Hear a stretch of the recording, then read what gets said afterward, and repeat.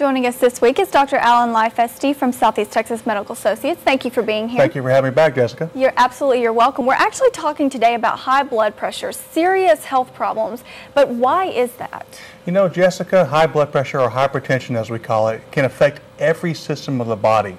Whether it be the brain, it's a leading cause of stroke, whether it be heart failure or heart attacks affecting your heart, whether it be pressure over time causing kidney damage and kidney failure, or whether it affects your eyes causing bleeds in the eyes causing blindness. So it can affect every system of the body, and it goes undetected.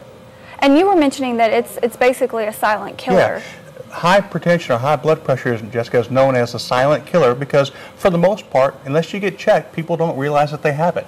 Okay, and that's where the problem can be. And what is a normal blood pressure? And actually people say, I've heard, that 50 years of age or maybe a certain age, you're less likely to have that. Yeah, there's a bunch of myths out there about high blood pressure. No, what a normal blood pressure is less than 120/80, okay? But what we found with some research and through some time of studying people is that the lower we get blood pressure without symptoms, the better off a person is. So as long as you're not passing out or, having lightheadedness, then your blood pressure is below 120/80, it's perfect for you. Okay, so now, keep with that. Exactly. Now, keeping with the myths about if you're over 50 years old and you don't have high blood pressure, you're not going to develop it. That's absolutely not true. In fact, somebody who's 50 years old has a 90% chance of developing high blood pressure within their lifetime.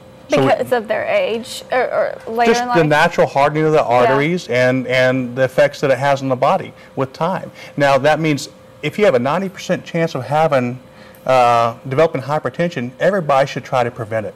And how can they do that? There's lots of ways you can prevent hypertension. First of all, exercise.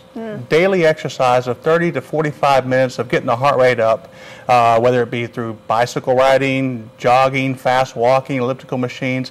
It's one of the best things you can do for your body. If you add some light weights into it, then you can really lower your blood pressure. Second is if you're overweight, lose weight.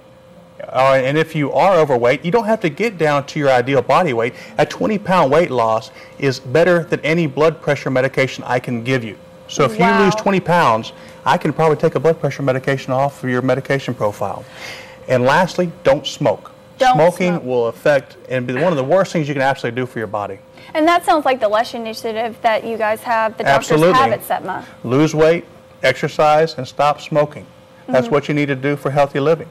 And you and I were mentioning Angel has been doing the TCPT, but even before that, when he found out he had high blood pressure, he changed his diet. He did things that you were saying, and it worked. It worked for him. Angel's a poster child for this. I mean, he's lost a tremendous amount of weight, and you were telling me that he's gotten off blood pressure. Sorry, Angel, we didn't mean to talk about you. He's already told everybody he's gotten off both of his blood pressures. It's been so much better for him. If everybody could do what Angel's doing, he did the exercise, he's lost weight, and it will have a tremendous impact on his life expectancy.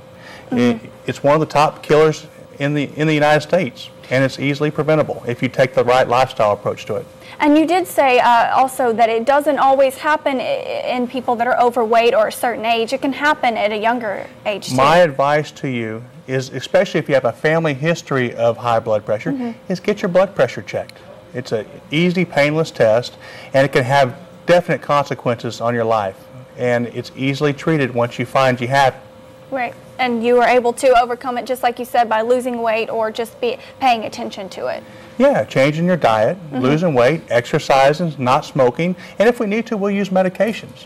And you actually said you don't have to do really, really heavy exercises either. You can just do a slight. If you can manage to do 30 to 45 minutes a day, 5 days a week, of just go out and walk 2 miles. Right.